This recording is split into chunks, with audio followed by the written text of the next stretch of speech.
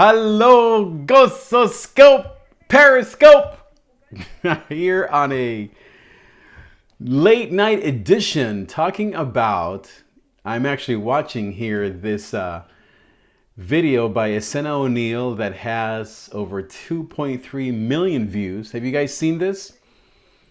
And basically the whole video, it's called Why I Really Am Quitting Social Media. And I wonder if it's real. And I wanted to give you my thoughts on, is this real or is it a publicity stunt? She has gone from having 600,000 followers on Instagram to 900, almost 1 billion followers on Instagram. And then, if you know, my daughter has about almost 100,000 followers on YouTube. Should she quit social media? And I want to give you my thoughts on the whole thing. She also mentioned anxiety and depression. And as an anxiety mentor and coach, I have some thoughts. Basically, here's my 2 cents on this. First of all, there is no doubt that this is a publicity stunt. That's part of what I believe. That regardless of how honest anyone online wants to be, anyone on social media is trying to be, the medium itself doesn't allow for true vulnerability. It just doesn't. I mean, even this video in and of itself, even the title, any time that any of us gets on a camera in front of a phone or whatever and include some headline that is trending, you know you're doing it to connect or to better, put your name out there. So, and I don't think there's anything wrong per se. Well, let me take that back. I do think it's wrong. I do think that sometimes we need to, those of us, quote, in the social media, including myself, need to be more careful with what our message is doing as a side effect. I do think that Essena's, I'm listening here to her video, cry is part publicity. It just, that's what she does. She is a pop star, a YouTube sensation, Instagram star. That's how she makes her living, her money, her fame. And so, as honest as she may want to be, this is partly because she wants more people to know her story. Like me, I never would have heard of her if not for this outcry. Now, here's what I don't mean.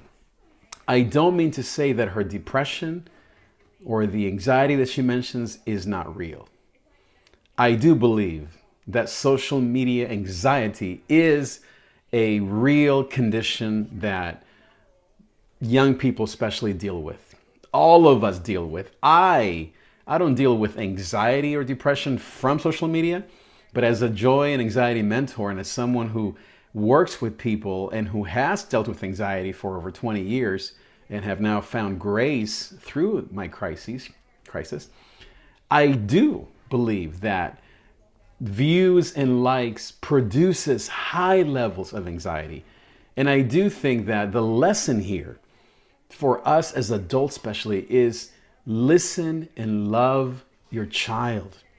And then for us that are the creators or the content providers, in terms of if you have a YouTube video or if you have an Instagram page where you are doing work through it, not just simply pictures of your cat or of your babies or of, food, but where you're actually, your work includes digital content, I have had to shed the whole thing of views and likes and how many people are watching anything. Do you realize that, well, no, let me put it this way. What I have done to curb that appetite that I used to have and that depression, I wouldn't call it depression, but that being bummed that nobody watches my videos because, that happens.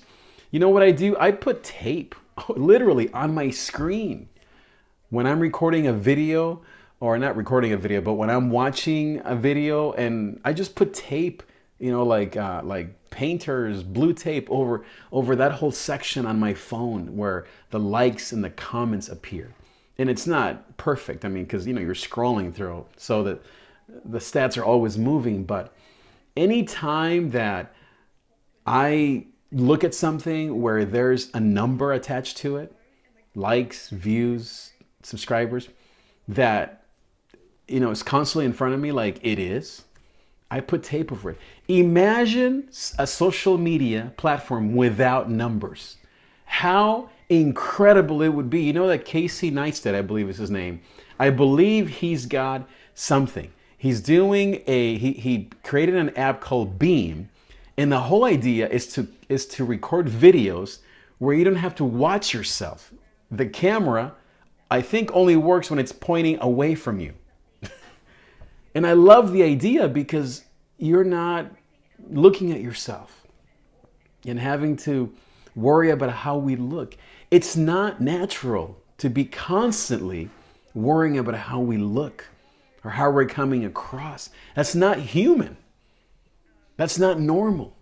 And yet when you are a content creator, or when you are a young person watching someone else, we're so swayed. Young people are so swayed by that. And then us adults also fall into the same trap. And then second, as I said, listen to your children. For me, I listen to my daughter and I look for things and I talk to her. I talked to her about this video. Yesterday we watched it.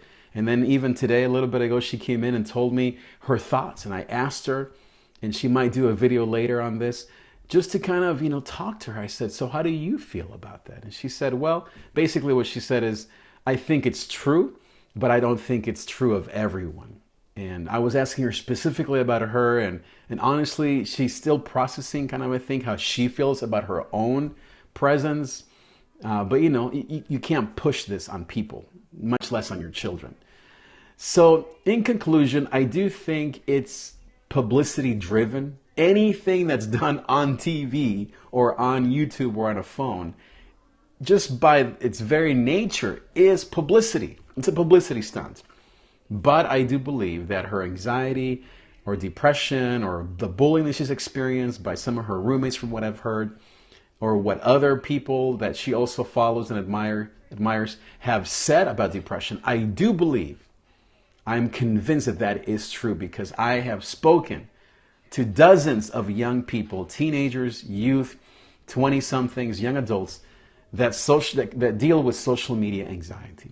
And the answer to that, or part of the grace that you can find in that, is in having real conversations around the dinner table and to talk about these things. And I think using a video like hers is a great way for you, maybe as a parent, to say, hey, Lucy, hey, son, have you seen this video? Trust me, they have.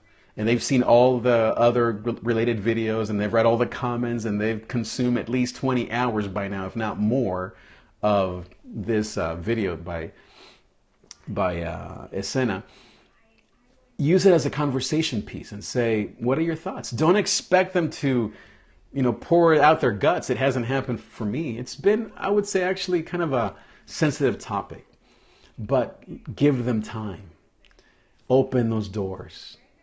Realize that 99% of this is publicity. That's what it's intended to do, to have more people follow and listen. This is as old as any TV show that's ever been around. This is what athletes and everyone on TV is doing these days.